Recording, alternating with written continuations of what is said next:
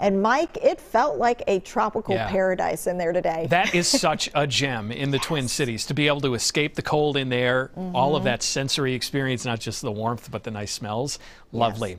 I don't think necessarily that you're going to want to be spending a ton of time indoors coming up this weekend or on Monday, because temperatures are actually going to be quite nice to be outdoors as well. We'll get a chance to enjoy some of the snow that fell over the past week or so without having to really bundle up. And really, this forecast is all about the temperatures as we head through the next week or so.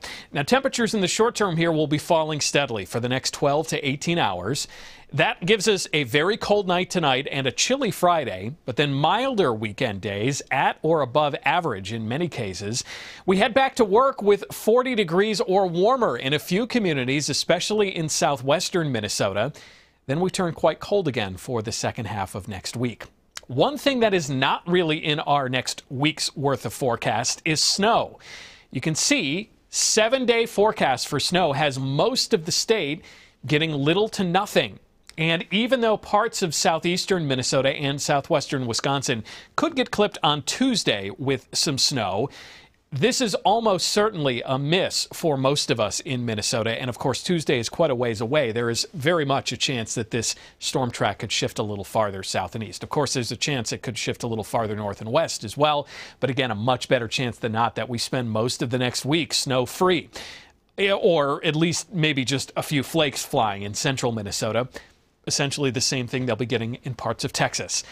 East Coast will get quite a bit more snow than we will. That is a guarantee coming up over the next several days, particularly Friday into Saturday with a major East Coast storm. Now, the storm track has been trending eastward in the forecast model runs over the past day or so. If that track holds, then this winter storm impact graphic will hold, which brings moderate impacts for much of the coastal areas of the Mid-Atlantic and New England, including New York City. A few inches of snow and also a lot of wind possible there. But right now it looks like the biggest impacts will be on Boston or Cape Cod and the islands, where 2 feet of snow are possible on some of those coastal locations. A lot of waves, a lot of beach erosion, and a lot of wind. And so that's why I'm showing you this. There will be some travel impacts this weekend, even if you're not flying into the teeth of the storm, because these are some major hub airports on the East Coast. So just check ahead. For us, it's high pressure spilling in from Canada. Cold front went by this morning. That continues to move away. And with that, these flakes and flurries that are out there will continue to go away as well. So too will the clouds. You can see we're completely clear now across northern Minnesota. Temperatures there are cold, and all of that is headed our direction. High temperature coming up tomorrow after a start well below zero will be 12. And tomorrow morning's feels like temperatures will be anywhere from 15 to 30 degrees below zero. So as we start the day tomorrow, even though these afternoon temperatures aren't so bad, northern Minnesota may have a wind chill advisory. Nothing yet, but we'll keep you up to date on that. That's where frostbite times could be 30 minutes or less. Tomorrow night, a cold night, sure, but not crazy cold, not like we've been having the past several nights.